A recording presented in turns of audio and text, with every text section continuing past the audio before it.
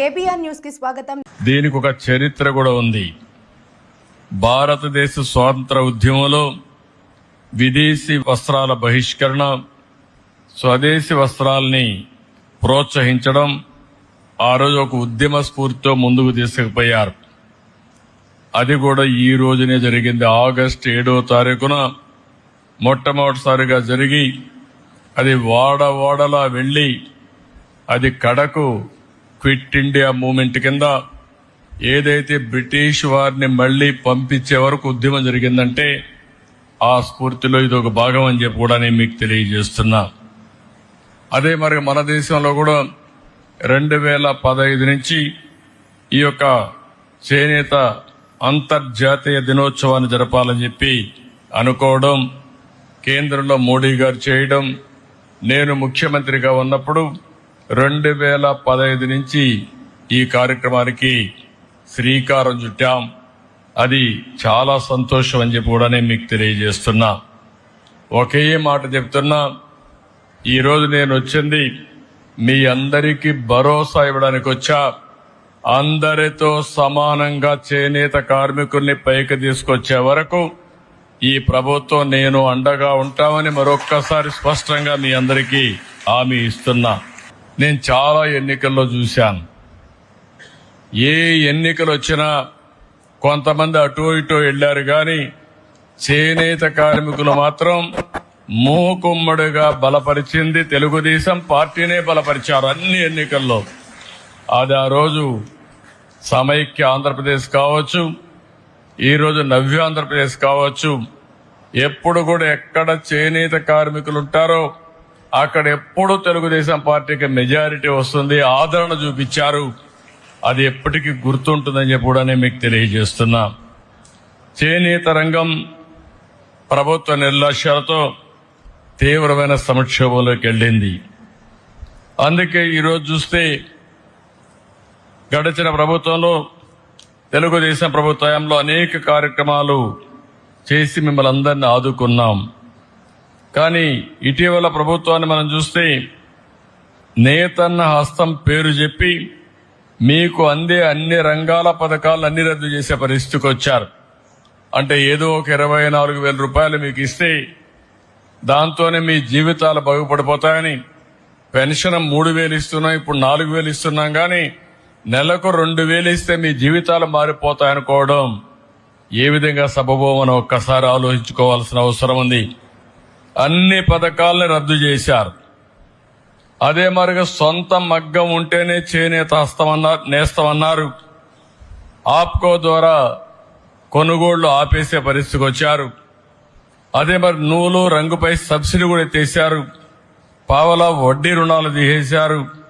ఒక మాటలో చెప్పాలంటే అన్ని రుణాలు రద్దు చేసి మీ పొట్టగొట్టే పరిస్థితికి వచ్చారు.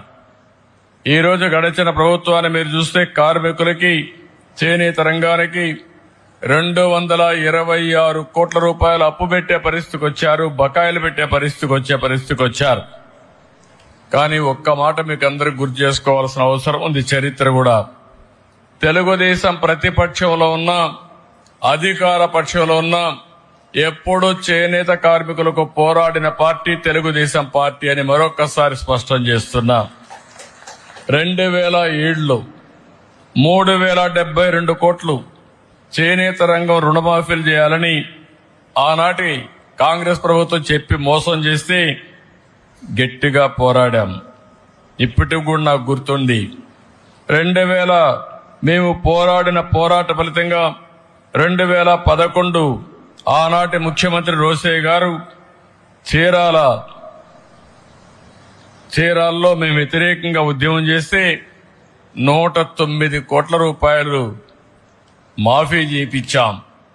అది చాలదని 110 కోట్లు చేయకపోతే 2014లో అధికారంలోకి వస్తానే 110 కోట్ల రూపాయలు రుణమాఫీ చేసి చేనేత కార్మికులకు ఇచ్చిన మాట నిలబెట్టుకున్నాం. ఈరోజు మీరు ఒకసారి చూస్తే ప్రతి ఏటా 2014 నుంచి 250 కోట్ల రూపాయలు బడ్జెట్ కేటాయించాం. 90,795 మంది కుటుంబాలకి 100 యూనిట్లు కరెంటు ఉచితంగా ఇచ్చాం. ఆ రోజు మీరందరూ అడిగారు, చేనేత పరిశ్రమలో చాలా సమస్యలున్నాయి, చిన్న వయసులో అనారోగ్య సమస్యలు వస్తున్నాయి, మగ్గం పైన కూర్చుంటున్నాం, కడుపులోకి నూలంతా వెళుతుంది, దానివల్ల ఇబ్బందులు వస్తున్నాయంటే 50 రూపాయలకే పింఛన్ ఇచ్చిన ఘనత, పెన్షన్లు ఇచ్చిన ఘనత తెలుగుదేశం ప్రభుత్వాన్ని చెప్పి మరొకసారి గుర్తు చేస్తున్నా. నూలు రంగుల పైన 20% సబ్సిడీ ఉంటే దాన్ని 40% పెంచాం. మరమగ్గాలకు 50% రాయితీ కోసం 80 కోట్ల రూపాయలు ఖర్చు పెట్టాం. 1,11,00,000 మంది చేనేత కార్మికులకి 2,000 రూపాయలు పింఛనిచ్చాం. ఆప్కో ద్వారా చేనేత వస్త్రాలు కొనుగోలు చేశాం. అంతర్జాతీయ మార్కెట్ క్రియేట్ చేశాం. ఎక్కడికక్కడ దీన్ని ముందుకు తీసుకుపోయే పరిస్థితికి వచ్చాం. ఆదరణ 2లో 60,000 మంది పనిముట్లు, 70,000 మగ్గాలకి మోటార్లు కూడా ఇప్పించాం. ఇంకొక పక్కన 70,000 మంది చేనేత కార్మికులకి మోటరైజ్ జకార్డ్ లిఫ్టింగ్ మెకానిజం సదుపాయాలు కల్పించాం. 55,500 మంది చేనేత కార్మికులకి 26.62 కోట్ల రూపాయలు రుణం ఇచ్చాం. ఇవన్నీ చేసి ఆ రోజు ముందుకు పోయామంటే అది చేనేత పరిశ్రమ పైన ఉండే శ్రద్ధ.